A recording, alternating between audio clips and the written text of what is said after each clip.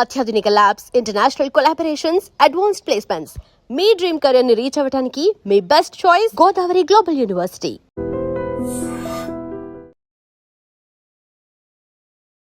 Celebrity జ్యోతిష్యులు మీరు కదా, మీ తర్వాత అంటే ఈ విద్యని నేను కొంతమందికి అందించాలి, మీ శిష్యుల్లాగా ఉండాలి, వేణుస్వామి పేరు నిలబెట్టాలి, అలాంటి వారిని ఎవరినైనా మీరు తయారు చేస్తున్నారా?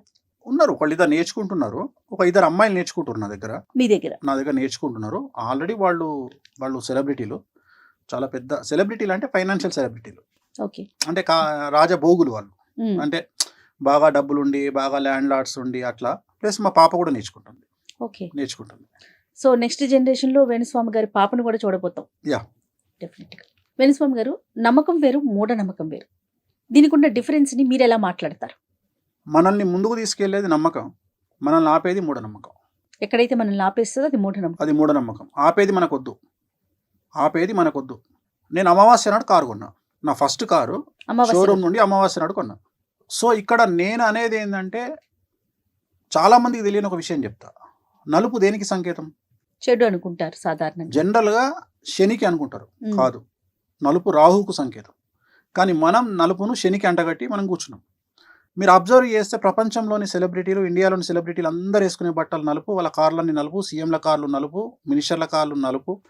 ఎందుకు అంటే రాహువు వాళ్ళ స్థాయికి రావడానికి ప్రత్యేకమైనటువంటిది రాహు. సో జనరల్గా కొన్ని కార్లు, కొన్ని కంపెనీ కార్లు కానీ, బట్టలు కానీ మనం జాతకాన్ని విశ్లేషించి ఈ బట్టలు వేసుకుంటే బాగుంటుంది. కొంతమందికి నలుపు వద్దని చెప్తాం 90% జనాలకు, కొంతమంది నలుపు వేసుకోమని చెప్తాం. ఎవరికైతే రాహు ఉచ్చలో ఉంటాడో వాళ్ళని నలుపు వేసుకోమని చెప్తాం. వాళ్ళు నలుపు వేసుకోగానే వాళ్ళకు విపరీతంగా యోగిస్తుంది. అంటే జాతకం ప్రకారమే మన జీవితం నడుస్తుంది అంటారు ముందుకి. 100%.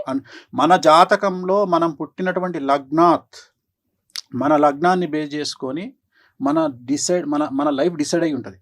ఓకే, మన లైఫ్ ఆల్రెడీ డిసైడ్ అయ్యే మనం వచ్చినాం. వేణుస్వామి గారు, ఇంత సక్సెస్ ని చూసారు.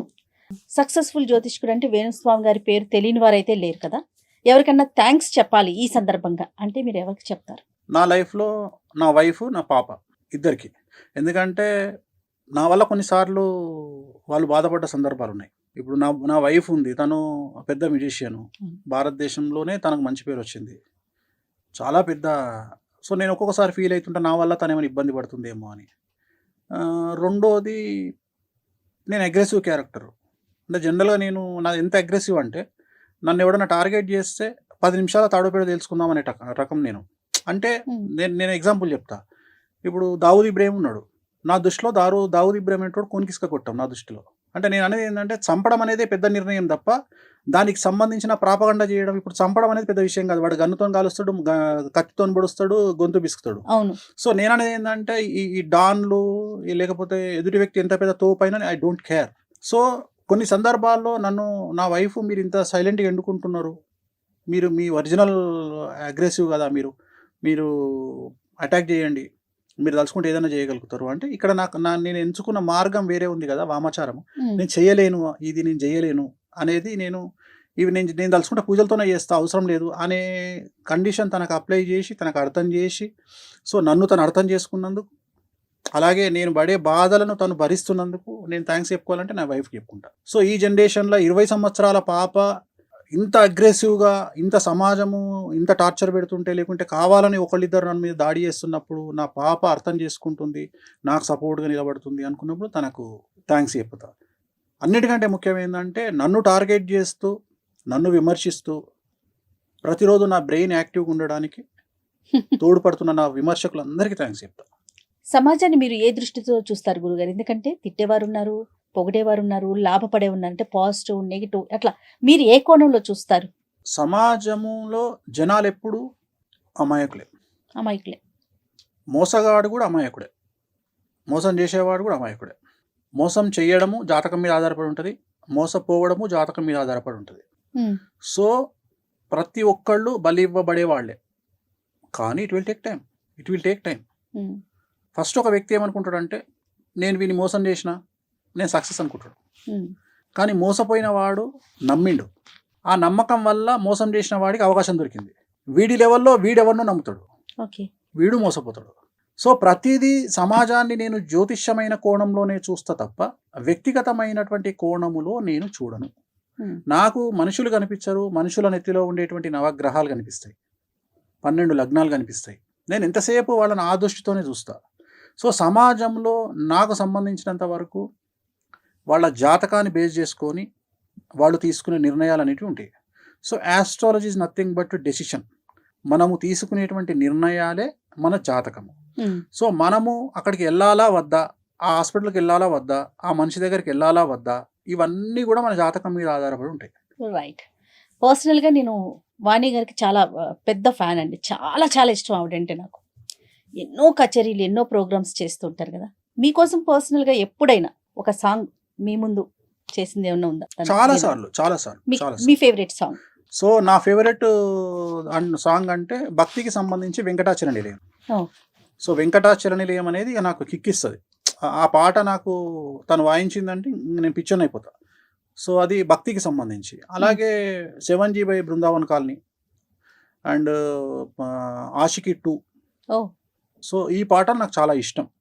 సో అంటే మరి భగవంతుడు నాకు అంత పెద్ద అవకాశం, అంత పెద్ద గొప్ప అవకాశం ఇచ్చిండు, అంత మంచి ఇన్స్ట్రుమెంట్ ప్లేయర్ను నాకు భార్యగా ఇచ్చినప్పుడు, అంత పెద్ద ఇచ్చినప్పుడు అందరికంటే గొప్పగా నాకు ఏంటంటే సమాజం కోసం ఎక్కడనో పెద్ద పెద్ద షోలలో వాయించి డబ్బులు తీసుకుని వాయించే నా వైఫ్ నా కోసము నాకు ఇష్టమైన పాట వాయించమన్నప్పుడు నాకు వాయిస్తుంది. నాకు యాక్సెస్ ఉంది కాబట్టి. ఇప్పుడు కాకపోతే నిన్న పరిస్థితి ఏంటంటే తను ఇవాళ రామోజీరావు గారి ప్రోగ్రామ్ కోసం అని చెప్పేసి పాట ఉంటుందండి, వైష్ణవ జనతో అనే సాంగ్ ఉంటుంది. ఆ సాంగ్ వాయిస్తున్నప్పుడు నన్ను వినమన్నది, నేనేమో బిజీగా ఉన్నా. నేను ఇంటర్నేషనల్ కాల్స్లో బిజీగా ఉన్నా, నేను అవకాశం దొరకలే. మళ్ళీ ఇవాళ పొద్దున తను ఈటీవీలో ప్లే అయింది. అది ఈటీవీలో ప్లే అయినప్పుడు లైవ్ వచ్చింది. ఇవాళ చూసి నేను ఎంజాయ్ చేసిన. సో నాకు ఎప్పుడైనా పాటలు నచ్చితే నాకు మాయదారి మైసమ్మ ఇష్టం, పెద్దపులి సాంగ్ ఇష్టం. సో ఎక్కువ అమితాబ్ బచ్చన్ సాంగ్స్ వాయించుకుంటున్నాను. అమితాబ్ బచ్చన్ సాంగ్స్ నాకు ఓల్డ్ సాంగ్స్ చాలా, లావారిష్ కానీ నమక్కలాల్ కానీ. సో ఆ పాటలు నేను వాయించమంటే వాయిస్తుంది, నేను బాగా ఎంజాయ్ చేస్తాను. మీకు ఇష్టమైన కలర్ అండి? నాకు ఇష్టమైన కలర్ ఎల్లో, వెంకటేశ్వర స్వామి బగలముఖి. వెంకటస్వామి గారు, నేను కొన్ని పేర్లు చెప్తాను, వాటి మీద మీ అభిప్రాయం సింగిల్ లైన్లో కావాలి నాకు. మోడీ, కారణజన్ముడు. పాకిస్తాన్, దరిద్రం. విజయ్ దేవరకొండ, కష్టపడతాడు. ప్రభాస్, కారణజన్ముడు. సమంత, ఫైటర్. రణవీర్ సింగ్, మంచి హస్బెండ్. రేవంత్ రెడ్డి, తెలంగాణతో. కామాఖ్య, ప్రపంచంలో ఏదైనా ఇవ్వగలిగిన శక్తి ఉన్నటువంటి దేవాలయం. భారతదేశం, పుణ్యభూమి. సనాతన ధర్మం, విశ్వం. చిరంజీవి గారు, కష్టంతో పైకొచ్చిన కారణజన్ముడు. ఎన్టీ రామారావు గారు, యుగ పురుషుడు. జూనియర్ ఎన్టీఆర్, కాబోయే ముఖ్యమంత్రి. రామ్ చరణ్, వంశాన్ని నమ్ముకోకుండా కష్టాన్ని నమ్ముకున్న వ్యక్తి. Anushka, beauty with brain. Rajamouli గారు, 100కి 1000% కారణజన్ముడు. మహేష్ బాబు, అందగాడు. వావ్. రాజశేఖర్ రెడ్డి గారు, శత్రువును కూడా క్షమించగలిగి ఆదుకునే గొప్ప వ్యక్తి. చంద్రబాబు నాయుడు గారు, అడ్మినిస్ట్రేషన్లో నెంబర్ 1. పవన్ కళ్యాణ్ గారు, పర్ఫెక్ట్ రాజకీయ నాయకుడు. ఆంధ్రప్రదేశ్, తిరుమల దేవాలయం ఉండి వెంకటేశ్వర స్వామి ఉన్నటువంటి అదృష్ట ప్రాంతం. తెలంగాణ, నా పుట్టిన ఊరు, నన్ను కన్న ఊరు. కేసీఆర్ గారు, తెలంగాణ జాతిపిత. ఇష్టమైన హీరో, సూపర్ స్టార్ కృష్ణ. ఇష్టమైన sportsman, Sachin Tendulkar, god of cricket. ఇష్టమైన ఫుడ్, వెజ్లో అయితే పాలకూర పప్పు, టెంపుల్ పులిహోర. నాన్ వెజ్ అయితే బగారన్నం, మటన్ కర్రీ. ఇష్టమైన ప్లేస్, ఎక్స్ట్రీమ్ పిచ్ అంటే తిరుమల. ఇష్టమైన కమేడియన్, బ్రహ్మానందం గారు. ఇంకా ఆయన మించిన ఎవరున్నారు? ఇష్టమైన స్పోర్ట్, క్రికెట్. చిన్నప్పుడు ఎప్పుడైనా ఆడే అవకాశం వచ్చిందా? చాలా చాలా చాలా చాలా ఆడతా. ఇప్పుడు కూడా ఆడతా. ఈ మీ సక్సెస్ ని అమ్మగారు చూసారేమో బహుశా, యా. నాన్నగారు చూడలేకపోయారు. చూడలేదు. అది ఎప్పుడైనా అనిపిస్తా ఉంటుంది, ఈ రోజు ఉన్న ఈ సక్సెస్ ని ఆయన చూడలేకపోయారన్న బాగా ఫీల్ అవుతుంటా నేను. ఎందుకు ఫీల్ అవుతుంటా అంటే అప్పుడు మెడికల్గా ఇంత డెవలప్మెంట్ లేదు. సో ఆయన పోయినప్పుడు ఇంత డెవలప్మెంట్ లేదు. సో ఈ మెడికల్ డెవలప్మెంట్ ఉంటే ఆయన ఉండేవాళ్ళు, ఆయన ఉంటే మన అభివృద్ధి చూసేవాళ్ళు అనేది అదొక్కటి మాత్రం లైఫ్లో అదొక్కటే నేను బాధపడేది ఏంటంటే, అయ్యో ఆయన చూడలేకపోయారే అనే ఒక బాధ. అంతకుమించి పెద్ద ఇంకా వేరే ఏం లేవు. భవిష్యత్తులో గురువు గారిని ఎలా చూస్తామండి? ఫ్లో ఎటు ఉంటే అటు, గో విత్ ఫ్లో. పెద్ద కోరికలేం లేవు, గో విత్ ఫ్లో. అంతే, గో విత్ ఫ్లో. ఏదైనా జరగచ్చు. ముందుగా ఇట్లా అవుతుంది అట్లా అవుతుంది, ఏం లేదు. పాలిటిక్స్ లోకి ఎంటర్ Politics లో చెప్పలేం. ఇప్పుడు పొలిటికల్ గా జాతకరీత్యా ఉంది. ఇప్పుడు పొలిటికల్ గా నాకు 2-3 ఆప్షన్స్ వస్తున్నాయి. సో ఇప్పుడు ఒకవేళ ఎమ్మెల్యే పునర్విభజన జరిగితే, ఏమైనా కాన్స్టిట్యున్సీలు పెరిగితే కొన్ని ఆప్షన్స్ ఉన్నాయి, నాకున్నాయి, మా ఆవిడ కూడా ఉన్నాయి. బట్ మనకైతే ఇంట్రెస్ట్ లేదు ప్రజెంట్. పొలిటికల్ ఇంట్రెస్ట్ అయితే లేదు, నిజంగానే లేదు. ఓకే. మాకైతే జాతకంలో ఉంది, బట్ పొలిటికల్ ఇంట్రెస్ట్ లేదు. నేను చెప్పిన కదా మీకు ఒకటి అన్న, నా డ్రీమ్ ఏంటంటే నేను కింగ్ మేకర్గా ఉండాలనుకుంటా తప్ప కింగ్గా ఎప్పుడు ఉండాలనుకోను. నాకు ఇష్టం కూడా ఉండదు. ఎందుకంటే నేను రాజభోగాన్ని నమ్ముతా, రాజయోగాన్ని నమ్మ. రాజయోగము నాట్ పర్మనెంట్, రాజభోగము పర్మనెంట్. రైట్. మీరు అబ్జర్వ్ చేస్తే రాజయోగులు 1000 మంది ఉంటే రాజభోగులు 1,000,000 మంది ఉంటారు. ఉమ్. సో నేను అనేది అది. ఇప్పుడు భారతదేశంలో రాజభోగులు 5% బిలో ఉంటారు ఆ లిస్టులో. ఆ లిస్టులో. సో రాజభోగులు అంటేనే మంచిది. ఎప్పుడైనా కానీ మనం కూడా రాజభోగులే ఉండాలని కోరుకోవాలి, రాజయోగులు ఉండొద్దు మనకు. రాజయోగులకు టఫ్ ఉంటుంది, ఎందుకంటే ఒక ఐఏఎస్, ఐపీఎస్, ఎమ్మెల్యే, మినిస్టర్ కావాలంటే చాలా టఫ్ ఉంటుంది. కానీ నువ్వు డబ్బు సంపాదించాలంటే చాలా ఈజీ. మన ఆలోచన విధానం, ఫైనల్ గా మనిషి యొక్క ఆలోచన విధానం ఎలా ఉండాలి ఈ కలియుగంలో?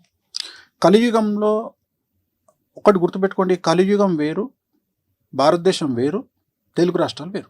తెలుగు రాష్ట్రాల యొక్క ఇక్కడ ఉండే పరిస్థితులు వేరు. సో నేను తెలుగు రాష్ట్రం గురించి మాత్రమే మాట్లాడతా. తెలుగు రాష్ట్రాలలో మీరు ఉండాలంటే ఫస్ట్ ప్రయారిటీ ఖచ్చితంగా డబ్బు, డబ్బు, డబ్బు, డబ్బు. ఎవరిని పట్టించుకోకండి లైఫ్లో.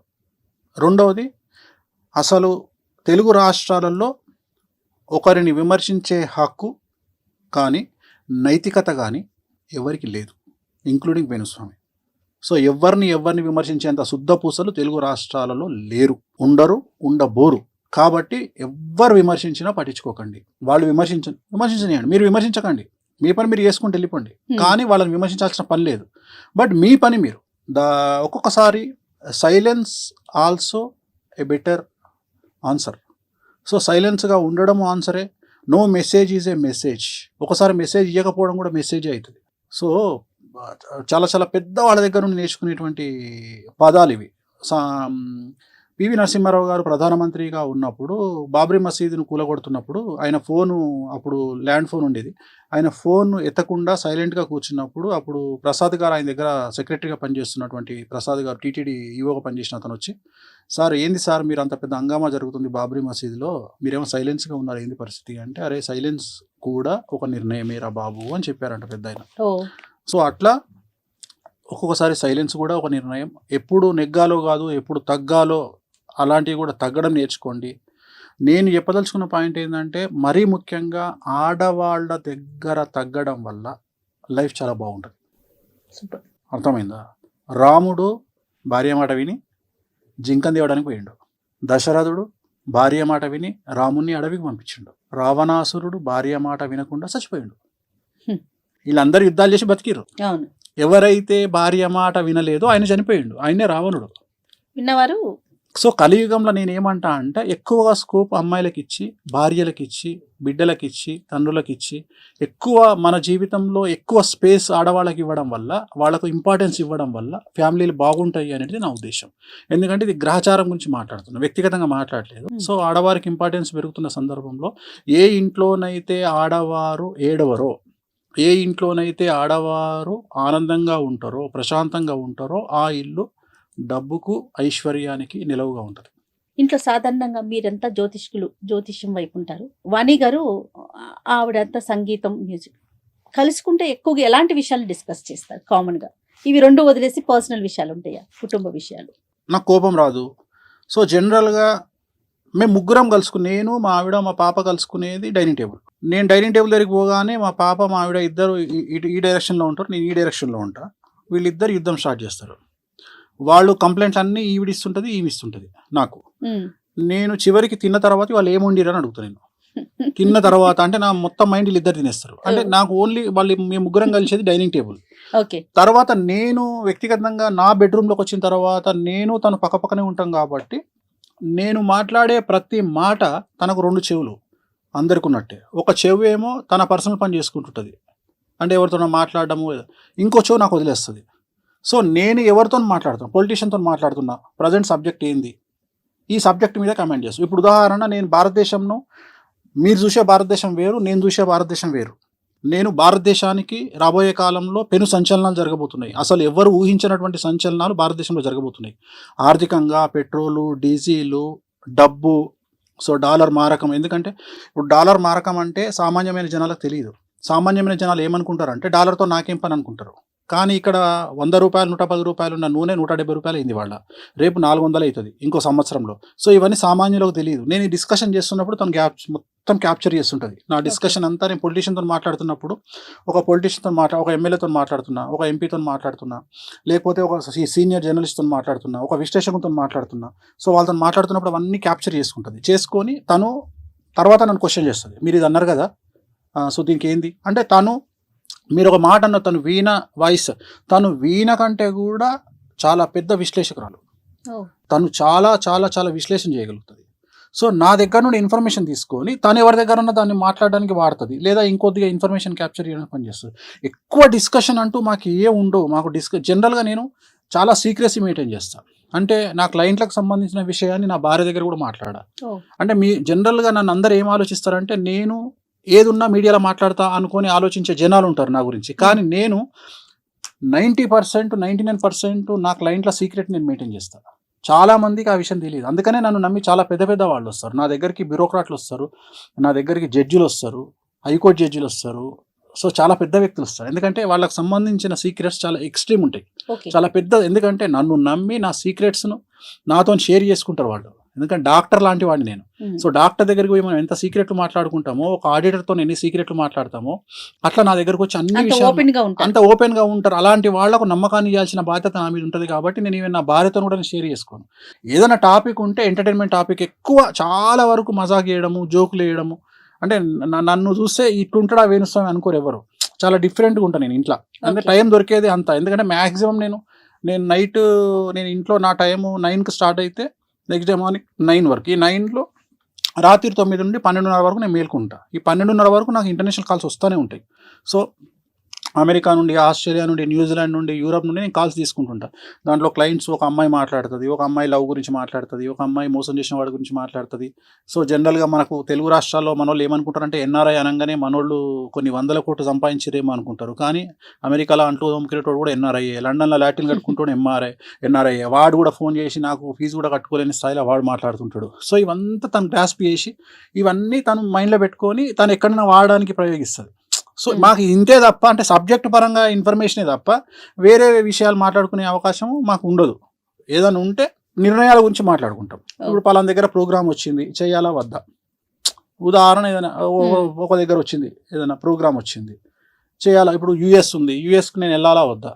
వద్దు, అవసరం లేదు. యూఎస్కి పోవాలంటే 1 మంత్ ప్యాక్ అవుతుంది. ఇక్కడ 1 మంత్లో నువ్వు 10 ప్రోగ్రాంలు చేసుకోగలుగుతావు. ఇక్కడ ఇంత బిజీ పెట్టుకొని ఇప్పుడు నిర్ణయాలు. ఇంకోటి, చాలా మంది నన్ను అడగకుండా చిన్న నిర్ణయం కూడా తీసుకోదు. ఎందుకంటే తను అనేది ఏంటంటే, జ్యోతిష్యపరమైన అంశాలను జోడించి నాకు తనకు ఒక బెట్ ఉంది. తనకు బెట్ ఉంది. 2015లో నేను ఏం చెప్పినా అంటే, నువ్వు ఈ మీడియా యాంకరింగ్ ఇవన్నీ వదిలేసి సడన్గా వీణ వైపు వెళ్తావని చెప్పిన. అసలు నేను వీణనే ముట్టుకోక 10 ఏళ్ళు అయింది, నేను ఎట్లా పోతా వీణ వైపు. నువ్వు వీణ వైపు వెళ్తావు, వీణ అంటే నీ పేరు గుర్తొస్తుంది అని చెప్పిన. నేనన్నా వీణ ఈ భారతదేశంలో వీణ అంటే నీకు పేజ్ ఉంటుందని చెప్పిన. నేను ఇంపాసిబుల్ అన్నది. ఆర్టీసీ బస్సులో కూర్చొని ఏడవడం కంటే బిఎండబ్ల్యూలో కూర్చొని ఏడవడం బెటర్ అని. అట్లా సో జనరల్గా చాలా చాలా ఫన్నీగానే పోతుంది తప్ప అసలు వేరే డిస్కషన్లు, కోపాలు, తాపాలు అంత సీనే ఉండదు. ఎవరి పనిలో వాళ్ళు బిజీగా ఉంటాము, దొరికితే చాలు. ఎందుకంటే ఈ మధ్యన మరీ తను బిజీ అయిపోయింది. నాకు వారంలో ఒకరోజు దొరుకుతుంది అన్న. నేనే ఏం చేస్తాను, నేను ఇంట్లో ఎవరు లేకపోతే జంప్ అయ్యి నేను ఫామ్ హౌస్కి వెళ్ళిపోతాను. ఎందుకంటే పాప కూడా తనతో పాటే ఉంటుంది, తన డేట్లు చూసుకుంటుంది. సో ఇద్దరు busy అయిపోయిండ్రు.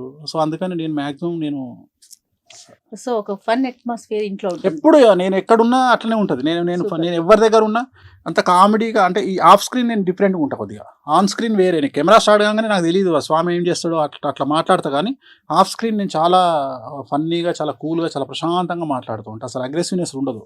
Right. Thank you so much Venu Swamy గారు. ఎందుకంటే నో ఫిల్టర్ అనే కార్యక్రమంలో ఫిల్టర్ లేకుండా అన్ని చెప్పారని నేను అనుకుంటున్నాను. Thank you, thanks a lot. నమస్తే. And for more videos, Please subscribe to iDream. Please subscribe to iDream. Please subscribe iDream. And please subscribe to iDream. For more videos, subscribe to iDream. please like, share and subscribe to the channel. Congratulations, iDream. Subscribe to iDream. Subscribe to iDream. So subscribe to iDream Media. iDream team అందరికి huge congratulations. Please subscribe iDream Media. Please subscribe to iDream. Subscribe iDream. Please subscribe to iDream. I dream అంటే నా కళల channel subscribe చేసుకున్న నోరు తిరుగుతలేదు. మీరైతే గంట గుర్తు కొట్టండి. For more such videos, please subscribe to iDream. Subscribe to iDream. Please subscribe to iDream. Please subscribe iDream Media. Please do subscribe to iDream. Please subscribe to iDream Media. For best entertainment and information, please subscribe iDream. And don't forget to subscribe to iDream.